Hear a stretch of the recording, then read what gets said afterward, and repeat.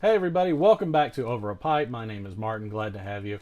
We have it, Let Her Rip Friday is back. It is officially back. Thank goodness. I hope there was no doubt out there in the YouTube land, netherworlds, and whatever things. So we've got a cool show today. So Let Her Rip Fridays is basically where I go through and I look at things throughout the week, things that interest me in terms of what uh, articles and information is out there concerning pipes, pipe tobacco, and things that surround our hobby. And then sometimes I find little nuggets where it might not be completely related, but it's an impactful story or something else like the one we're going to have today. So we're going to talk about several things. We're going to talk about the deeming regulations briefly. We'll talk about STG and PPT. We'll talk about cigarettes versus pipe tobacco. There's a really cool product out there that I thought was kind of heartfelt. There's also a big story. There was a sad one, something that we might not always hear just because we're Americans, and I think a lot of times we don't notice or we don't hear what goes on everywhere else. Also, this is going to be a sound test because I have a there it is right there, a little thing on my neck. So I'm my wife got it for me. She's a real sweet, wonderful woman. Can't smoke in the studio, unfortunately, the work studio. But I will be enjoying. I believe I'll probably be smoking a 312. Football season starting back, starting to feel it. I had a video out there that everybody which I was thankful for people commenting on, providing ideas on vapors. So vapors are coming up that I'm going to do reviews. I am going to try these a little bit different. I hope my hardware works out for this. It tends to overheat from time to time, but we're going to try it out. So if you think these little whiteboards are something, just wait. So we're gonna have some fun. We're gonna do reviews just a little differently. So be on the lookout for those. I am working to do monthly reviews, so that kind of coincide with what Mutton Chop had called seasonal blends. Now he did them more quarterly or more per the four big seasons that we have. However, I decided to just kind of take a step further and just throw my own ideas along with that. And so I tried to incorporate those same different types of blends with the overarching themes that he had for those seasons. And then at the end of the show today, we're going to go through some of your colorful comments. There's there's a few. So would love to get more comments, more interactions. I am a very dialogue person. If you've seen my videos, I am not scared to have conversations. It's not about me trying to say that I'm right versus somebody else wrong, but just engaging in conversation and points of view. That's what I like to do. I feel the people that can engage with me more on that tend to have longer lasting relationships with me, just because I don't shy away from those conversations. So yeah, let's jump right into it. So we've got what was it, August 10th. So August 10th, the deeming rule health warning requirements became effective for roll your own tobacco, cigarette tobacco, and other covered tobacco products, except cigars and pipe tobacco, which was interesting. So all those regulations that I spoke about previously, where if something if there has to be warnings statements that appear directly on the package, be clearly visible underneath any cellophane or other clear wrapping, as follows. It has to be located in a conspicuous and prominent place on the two principal display panels of the package. Comprise at least 30% of each of the principal display panels. Be printed in at least 12-point font size and must occupy the greatest possible proportion of the warning label area set aside for the required text. Be printed in conspicuous and legible Helvetica bold or Area bold type or other similar sans serif fonts, and in black text on a white background or white text on a black background in the manner that contrasts by typography, layout, or color with all other printed material on the package. Be capitalized and punctuated as indicated. Boy, there's some legal filings, the 21 CRF 1143.3 A1 and blah, blah, blah, blah, all these legal filings or whatever they are. Be centered in the warning area in which text is required to be printed and positioned such that the text of the required warning statement and the other information on the principal display panels have the same orientation. So, yeah, so I mean, that's kind of interesting. However, we did see that effect of injunction in Cigar Association of America versus FDA. So, importantly, due to a recent decision by the United States District Court for the District of Columbia, the warnings set forth, blah, blah, blah, blah, 114.3, are not applicable to cigars and pipe tobacco until 60 days after the final disposition of the plaintiff's appeal of the court's order on the health warning requirements. The FDA has stated that the agency intends to comply with the court's order in Cigar Association of America. For the FDA, explained that the agency does not intend to enforce the labeling requirements under those sections, requirement that the label contain yada, yada, yada. The court's orders does not enjoin FDA from enforcing the health warning requirements for other product categories, including electronic nicotine delivery systems, ENDS, hookah tobacco, and cigarette tobacco, and RYO tobacco. So that's kind of interesting. So there's kind of been like a stay of execution, I guess you would call it, stay of something. But I mean, here's those, you know, those real nasty, ugly warning labels that we will probably start seeing. But if we haven't seen them yet, that's because of that specific injunction. So apparently there are some people holding out for that, and so we'll probably still see some original packaging until that goes through. But as you know, they in a previous article that I read, they were talking about how this information that they were putting would hinder their business model and so on, and probably they didn't even think some of that information was factual. Then on I think this is older news, July 20th. In fact, it's older than that. But the Scandinavian Tobacco Group acquires Peterson Pipe Tobacco and Cap and Peterson Limited, which is where K&P comes from, is Cap and Peterson. This is a great story. I need to go back and do that story for that, how this, you know, all started with a couple German brothers and the Caps brothers, and then Peterson, and it's just a really, really interesting story. But yeah, so they have purchased that. Chris Hawther Sorensen, he's the executive VP of sales and marketing over at the Scandinavian Tobacco Group. One of the things he said I thought was interesting: we are excited about this small and interesting bolt-on acquisition in our pipe tobacco category. In Peterson Pipe Tobacco, we are acquiring a sound portfolio of premium brands that will increase our offering to our consumers, and which we can further develop whilst leveraging our sales and marketing competencies. So yeah, having that name, I mean, that's a big deal. So onto the Collegian. I don't know. You tell me. The Collegian? I think it's the Collegian. I thought this was kind of an interesting, kind of fun, interesting article. What's the difference between pipe tobacco and cigarette tobacco? This was posted by Ask the Experts. Indeed.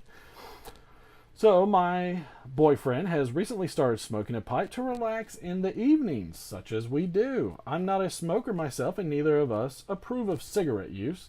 But he says that pipe tobacco is less harmful in small doses and helps him calm down. So he wants to continue using it. I have my suspicions that it is a completely harmless indulgence, but he works hard and doesn't have any other vices. So if he wants to enjoy the small thing, I don't want to deprive him of it.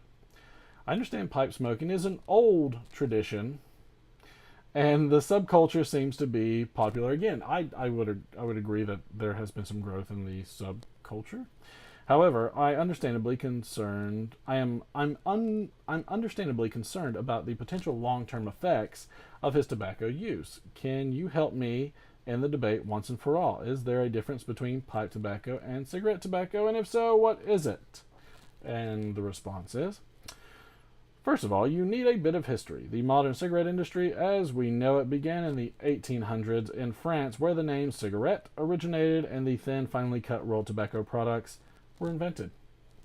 They became one of France's most popular exports, quickly being sold all throughout Europe. Until the 1960s, when medical professionals began to find links between tobacco use and serious illnesses such as lung cancer, cigarette smoking was seen as glamorous pastime. Which I believe, if you go look at some of those older movies, which are still really good movies, you'll see a lot of that. It always makes me think of like some of the old Alfred Hitchcock movies, which are great. The Birds, good one, classic. Today, in most Western nations, cigarette use has declined in response to both health concerns and the addictive qualities of said tobacco. However, long before the Bohemian Revolution, people were already smoking rolled tobacco. In the 9th century, the Mayan people essentially ritualized the act of smoking tobacco, using the thin, paper-like exterior of corn as rolling paper before smoking as part of their ancient religious rituals. So corn husks. I'm assuming that's what that is. Unlike cigarettes, pipes are generally not fitted with filters, although you can manually add one. Today, many people are against cigarette use, but remain slightly more lenient when it comes to pipe smoking. But why have pipes remained in vogue while cigarettes have a slightly less favorable reputation?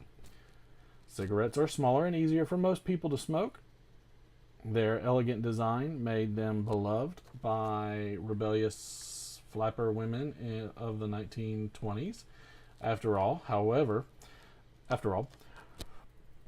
the differences are far more than just aesthetic. The biggest difference between cigarette tobacco, here we go, and pipe tobacco is the chemicals with which they are made. Cigarettes are generally overlaid with a highly toxic chemical tobacco, while pipe tobacco is more natural. These chemicals create the uplifting high that regular cigarette smokers enjoy. Chemically enhanced cigarettes are cheaper, more easily accessible, and typically more flavorful. If you've tasted a menthol cigarette, you understand how strong the taste can be.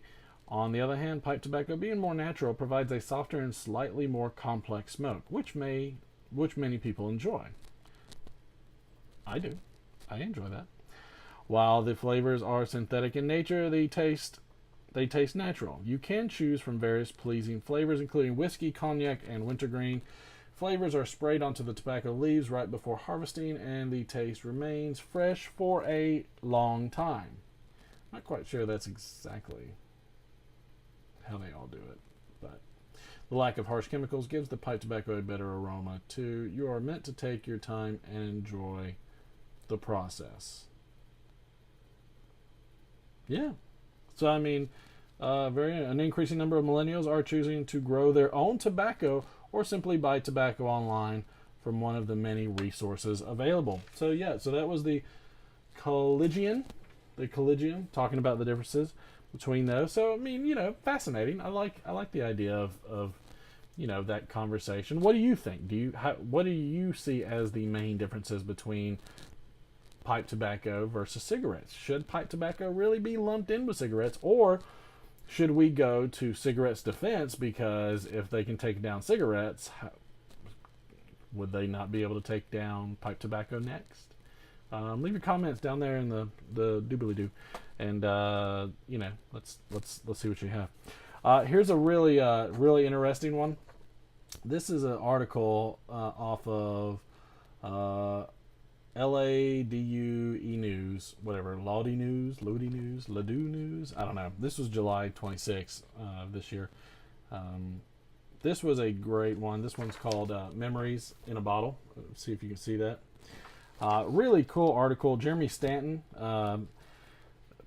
basically, he barrels oils, and specifically for beards and things of that nature. Beards, hair, skin. Does a lot of this stuff. You can see some of these products right here. Really cool stuff. I mean, I like a lot of this beard stuff. I did a shout out for what's his name, the Anointed Beardman. So, because I like a lot of his stuff too. But basically, he has barrels that he ages blended oils in. So Barrel Brands is his product. Currently has more than 10 uniquely scented hair and skin oils dubbed expressions, with a new release typically debuting monthly. Each expression is carefully curated to evoke a treasured memory, Stanton notes. And he notes it here. Some of the ones that he likes. For instance, vanilla, which is a warm, delightful scent made with hand-scraped Madagascar vanilla beans, raw pipe tobacco, and a touch of Texas cedar, which is aged in used Raleigh Point single barrel rye whiskey barrels from Still 630 Craft Spirits Distillery in St. Louis. And this is the part that I think is very interesting. When I was a kid, my grandpa always packed his pipe so the tobacco aroma brings back really good memories for me. Stanton says of the signature raw pipe tobacco ingredient used in all of his expressions. So in all of his, he has that. And I think there's, for some of us, we do have those memories where we had those pipe tobacco memories. So go check him out. He's again, Memories in Bottle, Jeremy Stanton. The product. This guy was in the U.S. Air Force, 1995.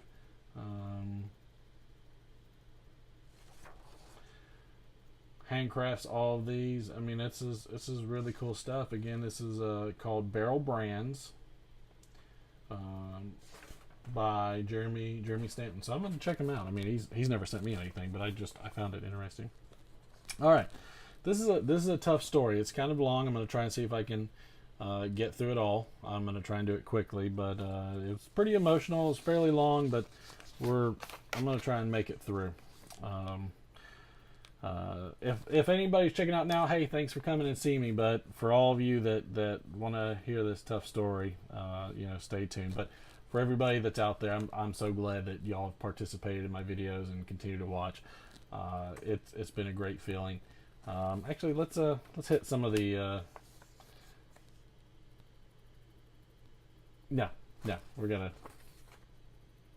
No, yeah. Let's hit some of the opinions first before I read this story. That was a tough story, so I want to let's go over some of the stuff. So I did a few videos previously, some of which asking what kind of types of tobaccos that I should get for the upcoming review.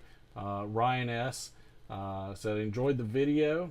Some of the ones that I would pick would be Solani 633 Virginia with Perique, or the Golden Slice, Dan Tobacco, Peter Stockaby's Luxury Navy Flake, some vapors by Pipe and Tobacco, St. James Flake and Cabby's Mixture, McBaron, HH Arcadian Perique. Thank you for that one. So there's definitely been an abundance of people letting me know different types of tobaccos that they have. I did a video of my smoker that I have. I do videos all things smoking, and so Briar Report sends me a message. What a grill with a computer in it? I've seen it all now. What are you going to do after an EMP attack? Please tell me you know how to drive standard shift. Well, I can get through a few of those gears. I can do fine. Trust me, it is definitely a luxury for sure. It's a luxury. Thanks, Briar Report. A comment that I had left for what was it? Or a video that I had done the whiteboard Wednesday. Gribbly was so kind to give me his words of encouragement and advice, and basically said, number one, nerd. It's fine. I'm good. 2, completely powerless is exactly the way it makes you feel. No one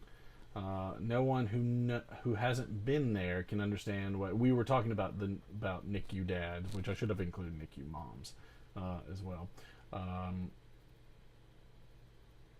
And 3, audiobooks, which he said it has potential.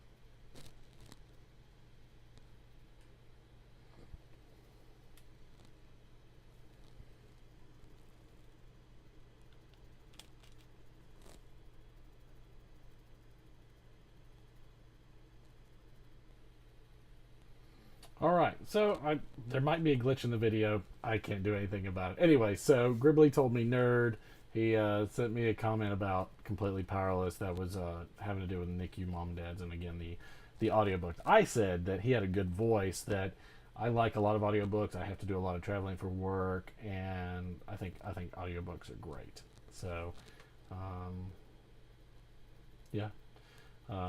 Typing Piper.